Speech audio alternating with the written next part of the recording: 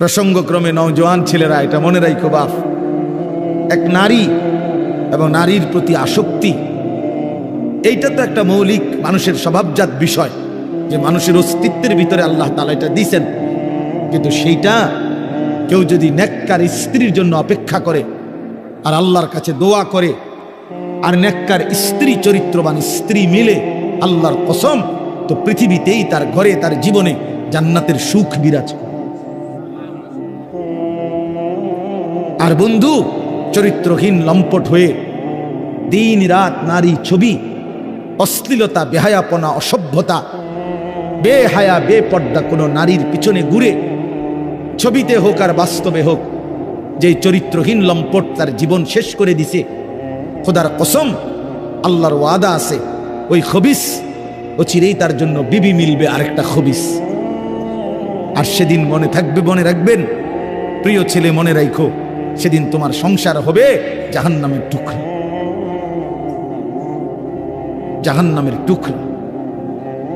এজন্য নারী দুধারী, নারী এমন তরবারি যে তরবারির দুই দিকে ধার। নারী যদি চরিত্রবান হয়, নেককার হয়, পবিত্র হয়, সতীসাধ্যী হয়, পর্দানসীন হয়, সে নারী জান্নাত, সে নারীর সংসার জান্নাতের সুখ।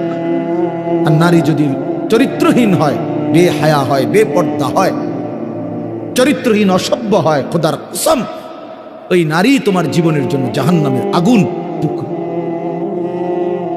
এজন্য তুমি মনে রাখো বন্ধু, আজকের এই চরিত্রহীনতা আগামী দিনে তোমাকে এর সুদ দিতে হবে। এটা স্পষ্ট আছে কিতাবে, আমার কাছে আরবি কিতাব আছে। ইমাম শাফিঈ রাহমাতুল্লাহ আলাইহি বলছেন, আয-জিনা কারজুন, জিনা ব্যভিচার, বিবাহ বহির্ভূত নারীর সাথে, মেয়ের সাথে যে কোনো রকমের সম্পর্ককে জিনা বলে। জিনা ব্যভিচার শুধু লজ্জাস্থানের জিনা না, বিবাহ বহির্ভূত। হাসো, হাসলে ভালো, কারণ কিছুটা প্রতিবন্ধী যারা হয় তারা হাসে, যাদের মানসিক সমস্যা, ব্রেনে ডিস্টার্ব, সে গুনাহের কথা বললেও তার হাসি আসে, যে আমারই তো কইতেছে, তখন সে বুঝে যে আমি অসভ্যরই তো কইতেছি, বুঝেন নাই? এর যখন এটা বুঝাই যায় যে সে যে কিছুটা প্রতিবন্ধী, এটা তখন বুঝা যায়, বুঝছেন? তো এই জন্য বললাম যে এইটা আয-জিনা কারজুন। ইমাম শাফিঈ রাহমাতুল্লাহ আলাইহি বলছে, বিবাহ বহির্ভূত নারীর সাথে যে কোনো রকমের সম্পর্ক, যে কোনো রকমের কথা বলা, চোখে দেখা, ছুঁয়ে দেখা, তার সাথে চলা, তার সাথে দিনের পর দিন রাত সম্পর্ক রাখা, পার্কে, রেস্তোরাঁয়, বিনোদন কেন্দ্রে তাকে নিয়ে ঘুরতে যাওয়া ইত্যাদি, যেই কোনো রকমের, বলে না আমি ধরিও নাই, ছুঁইও নাই, শুধু কথা বলতাম, এটাও জেনা, এও বেবিচারী, এও খবিস। আর আল্লাহর ওয়াদা, ইমাম শাফি বলছে এটা একটা করজ, জেনা একটি করজ, করজ ঋণ, তোমাকে সেই ঋণ শোধ দিতে হবে।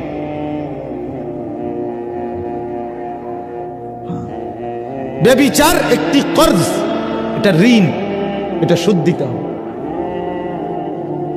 তিনি বলছে তোমাকে এটার শোধ দিতে হবে, তোমার এই চরিত্রহীনতার শোধ, তোমার এই লম্পটের শোধ, সারা রাত নারী ছবি, উলঙ্গ দৃশ্য দেখার শোধ দিতে হবে।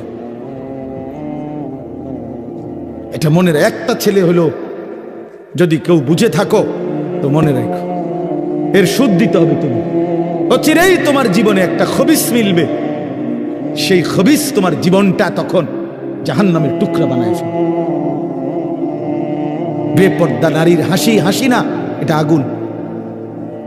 নর্তকীর হাসি, হাসি না, ওটা মূলত আগুন।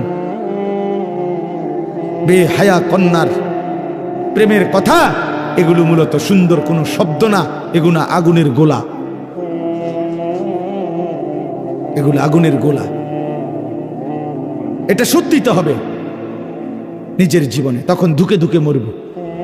রাস্তার বেড়ি দেখুন আর মোবাইলের নারী দেখা, আর নিজের বউ 6 নম্বর হওয়া, 3 নম্বর বেড়ি হওয়া, হ্যাঁ, অনেকটা ডিফারেন্স।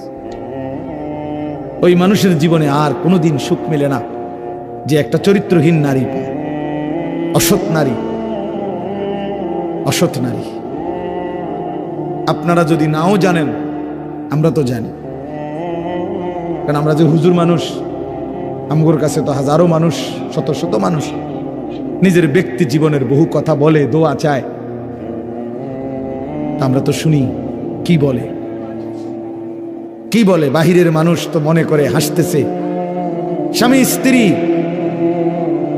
একই ভক্সি গাড়ি দিয়া যায় প্রতিদিন, একই অফিসে অফিস করে, আবার সন্ধ্যা হলে ফিরে, একই ভবনে থাকে 3 বছর 7 বছর 5 বছর। পৃথিবী জানে তারা স্বামী স্ত্রী, কিন্তু পরিষ্কার পুরুষের বক্তব্য হলো, না হুজুর, আজকে 7 বছর আমরা মূলত বিচ্ছিন্ন, কিন্তু লজ্জায় কাউকে বুঝতে দেই না, একসাথেই বের হই, একসাথেই ঘরে ঢুকি, আলাদা থাকি।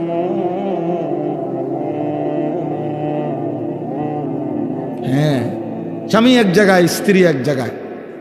স্বামী ছাদে বইয়া গিটার বাজায়, বিড়ি আর সিগারেট খায় আর গান গায়। আমি তো দেখছি দিনের পর দিন বেচারা গান গায়, সারা রাত গিটার বাজায় আর একটা একটা করে সিগারেট খায় আর গান গায়। গানও মাশাআল্লাহ, গানও না, গানের জাতও না, না কিচ্ছু না, মানে এটা কোনো সুরও নাই, সুরের জাতও নাই, বে বে করে, বে বে। আহা, আল্লাহ মাফ করে দেন, আল্লাহ মাফ করে দেন। প্রিয় যুবক, চরিত্রহীন হয়েও না, তোমার জীবন দিয়ে এটার খেসারত দিতে হবে। তোমার অপকর্মের দায়ভার আল্লাহর কসম অন্য কেউ নিবে না। তোমার লাম্পট্য, তোমার অসভ্যতা, তোমার অসভ্যতার দায়ভার কেউ নিবে না, তোমাকেই শোধ দিতে হবে। বললাম না, এটা কর্জ, ঋণ, এটা সুদ, ঋণ শোধ করতে হয়, ঋণ সুদ দিতে হয়।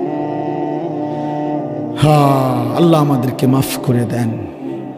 আমি মনে করাই দিলাম, যদি কোনো ছেলে বোঝো তো ছেড়ে দাও, এক পবিত্র নারীর জন্য অপেক্ষা করো, এক হালাল স্ত্রীর জন্য অপেক্ষা করো। এই পৃথিবীতে এখনো আছে পবিত্র নারী, চরিত্রবান নারী আছে, যে আল্লাহর কাছে চায়, আনা ইনদা যন্নি আব্দি বি। হাদিসে কুদসিতে আছে, আল্লাহ বলছে, বান্দা আমার ব্যাপারে যেমনটা ধারণা করে আমি আমার বান্দার সাথে তেমন আচরণই করি, আমি তেমন আচরণ করি। অতএব আমার বান্দা যদি দিল থেকে ইখলাসের সাথে নিজেকে পবিত্র রেখে, গুনাহ থেকে মুক্ত রেখে যদি অপেক্ষা করে যে আল্লাহ, আমি একজন সতী সাধ্বী নেককার চরিত্রবান নারী চাই, আল্লাহর কসম মিলেই যাবে, মিলেই যাবে, কোনো সন্দেহ নেই, কোনো সন্দেহ নেই। তুমি যদি বলো কই ভালো মানুষ তো দেখি না, না তোমার কাছে ভালো মানুষ প্রতিদিন তোমার কাছে আইয়া ঘুরতে হইব বা জানাইয়া যাইতে হইব যে ভাই চিনচিন নিয়ে আমি যে ভালো মানুষ, আপনার লিস্ট লিখকে রাখেন, এটা কি কোনো নিয়ম হলো কি? আপনার কাছে আইয়া সমস্ত ভালো মানুষ দেখা করে যাইতে হইব একবার আইয়া? এটা কে আইন করছে? এটা কোন আইনের কথা?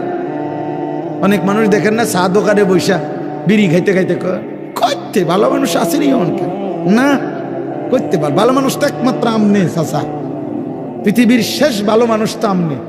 আমনে এই যে বিড়ি খাবেন না, আমনে বিড়ির গন্ধে কাছে যান জানা, আমনেই পৃথিবীর আখেরি ভালো মানুষ। কোনো কারণে যদি আমনে মারা যান তো পৃথিবী শেষ না। এরপরে আর করতে খাইব, উনি তো টোয়াই পায় না, উনি চা দোয়ানে বইয়া বইয়া বিড়ি খায় আর ভালো মানুষ টোয়ায়। বেউকুফ কোথাকার, ভালো মানুষ কি আর বিড়ি খায়? ভালো মানুষ কি আর চা দোয়ানে বেড়ি চায়, টেলিভিশন দেখে? আল্লাহ আমাদেরকে আকল দান করে, বিবেক দান করে।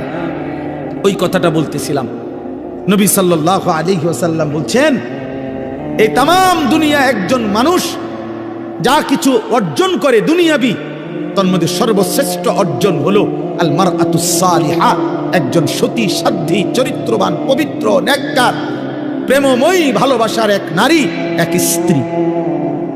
এটা তার জীবনের সবচেয়ে বড় দুনিয়ার অর্জন। আর সেই পবিত্র নারী কেমন হয়, তার আখলাক কি, তার বৈশিষ্ট্য কি? তার বৈশিষ্ট্য কি? তার বৈশিষ্ট্য হলো সে প্রতিদিন 3-4 বার করে powder Dole, fair and lovely ডলে না। আল্লাহ নবী সাল্লাল্লাহু আলাইহি সাল্লাম বলছেন, এই পবিত্র নারী, সতী সাধ্বী নারী, চরিত্রবান নারীর একটা বৈশিষ্ট্য অতুইনু আলা দীনে যাওজিহা, যে তার স্বামীকে দ্বীনের কাজে সাহায্য করে, সহযোগিতা করে, দ্বীনের কাজে স্বামীকে আগে বাড়ায় দেয়। আল্লাহর কসম, নবী বলছে ওই নারী পবিত্র নারী, চরিত্রবান নারী, সতী সাধ্বী নারী। ওই নারী যে পুরুষের কপালে জুটছে, সেই পুরুষ দুনিয়ার শ্রেষ্ঠ সম্পদ অর্জন করছে, শ্রেষ্ঠ সম্পদ অর্জন। রাসূলুল্লাহ সাল্লাল্লাহু আলাইহি সাল্লামের সাহাবীরা, নবীজির জামানায় সেই সাহাবীরা তাদের বিবিরাই তাদের স্বামীদেরকে আল্লাহর রাস্তায় জান দেওয়ার জন্য, যুদ্ধের জন্য সাজায় দিতেন। স্ত্রীরাই বিদায় দিতেন স্বামীকে, যাও স্বামী, আল্লাহর জন্য জান দিও, হাসরের ময়দানে দেখা করো, পরকালে দেখা হবে, আর কোনোদিন লাগবে, ঠিক আছে চলো, আল্লাহ হাফেজ, ফি আমানিল্লাহ। হ্যাঁ, আমরা কিতাবে পড়ছি এক মুসলিম নারী, তিনি তার 4 সন্তানকে নিজে যুদ্ধের জন্য সাজায় দিছেন এবং 4 সন্তানই যুদ্ধে আল্লাহর রাস্তায় শাহাদাত বরণ করছে। আমরা কিতাবে পড়ছি নবীজির একজন মহিলা সাহাবী, ওনার 16 বছরের ছেলে কাফেররা বন্দী করে ওনার 16 বছরের ছেলেকে একটা একটা অঙ্গ, হাবিব ইবনে যায়েদ ওনার শরীরের একটা একটা অঙ্গ কাইটা কাইটা আলাদা আলাদা করছে। এরপরে বুটি বুটি করে, পিস পিস করে, গোশতের টুকরার মতো কইরা এরপরে আগুনে পুরাইয়া ছাই করে ফেলছে। মদিনায় যেদিন এই খবর আসছে ওনার আম্মার কাছে, তিনিও একজন মহিলা, নবীজির সাহাবী উম্মে আম্মারা। এই মা উম্মে আম্মারা ওনার নাম। এই মহিলা যার ছেলে নবীজির সাহাবী, ছেলেটাও সাহাবী, হাবিব ইবনে যায়েদ, তিনি শাহাদাত বরণ করছে, টুকরা টুকরা করছে। তো উম্মে আম্মারার কাছে যখন এই খবর আসছে যে মা, তোমার সন্তান আল্লাহর জন্য জীবন দিছে, কালেমার জন্য জীবন দিছে, নবী সাল্লাল্লাহু আলাইহি সাল্লামের ভালোবাসায় জীবন দিয়েছে, কাইটা টুকরা টুকরা করে বুটি বুটি করে ফেলছে, কিন্তু তোমার সন্তান আল্লাহকে ছাড়ে নাই, রাসূলকে ছাড়ে নাই, কালেমাকে ছাড়ে নাই। খোদার কসম, তখন আমরা কিতাবে স্পষ্ট করছি, উর্দু কিতাবে, ওই মা চিৎকার করে বলছে, মদিনাবাসী, লিহাযাল ইয়াউমা আরদাতুহু, এমন একটি দিনের জন্যই আমি আমার সন্তানকে বুকের দুধ খাওয়াইছি।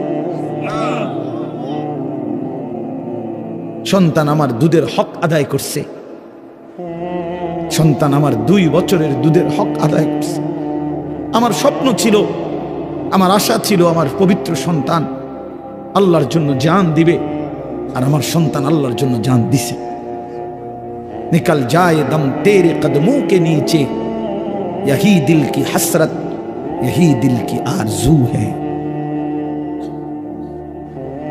এজন্য নওজোয়ান, আজ তোমরা ভুলে গেছো, আজ নারীর ফাঁদে জীবন দিয়ে দিছো, উলঙ্গ ছবির কাছে জীবন দিয়ে দিছো, মোবাইলের নর্তকীর কাছে জীবন দিয়ে দিছো, একটা সামান্য মেয়ের কাছে নিজের জীবন শেষ করে দিছো। ছি ছি ছি, পুরুষ এত কাপুরুষ হয় না। একটা বেডির পিছনে কুত্তার মতো সারাদিন ঘুরে, পুরুষ এত বড় জানোয়ার হয়। পুরুষ এত কাপুরুষ হওয়ার কথা না। যার পৌরুষ আছে, যে পুরুষ, সে এমন হওয়ার কথা না। কিন্তু আজকে আমাদের সন্তানদের আকসার এই মোবাইলে আসক্ত যত ছেলে পেলে, এর মূল কারণ নারীতে আসক্ত।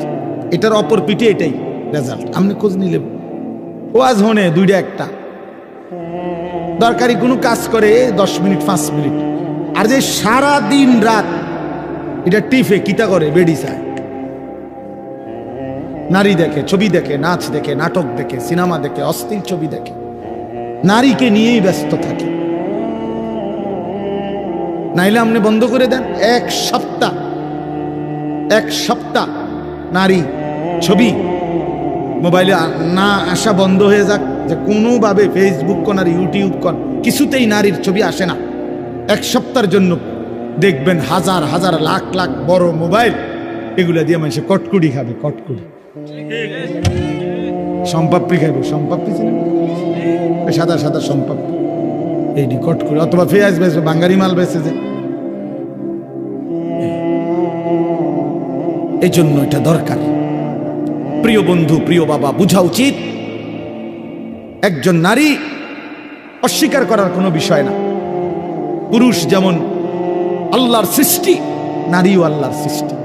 নারীর প্রতি পুরুষের আসক্তি, পুরুষের প্রতি নারীর আসক্তি, এই আসক্তি, এই বন্ধন, এই প্রেম, এই ভালোবাসা, এই আন্তরিকতা, এই মহব্বত, এই হৃদয়ের টান, এটা যদি না থাকতো তো মানব প্রজন্ম আজকের এই পর্যন্ত আসতো না। মানুষের এই ক্রমধারা কি এখান পর্যন্ত আসতো? এক স্বামী স্ত্রীর পবিত্র বন্ধন, একে অপরের প্রতি অকৃত্রিম ভালোবাসা, স্বামী স্ত্রীর একান্ত মিলন।